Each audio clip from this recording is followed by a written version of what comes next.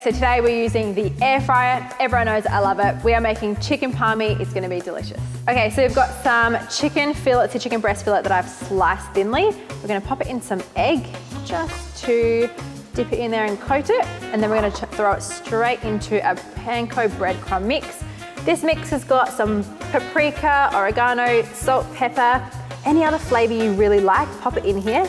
Having a flavored crumb is super important. So we're gonna throw all that, make sure it's completely covered. That's that done. We're just gonna repeat with the rest and then throw it in the air fryer. So check out that, they're all crumbed and delicious. We're gonna throw them in the air fryer with a little bit of spray oil for about 12 minutes, and then we're gonna flip them over for another 5, and then pop the sauce on top.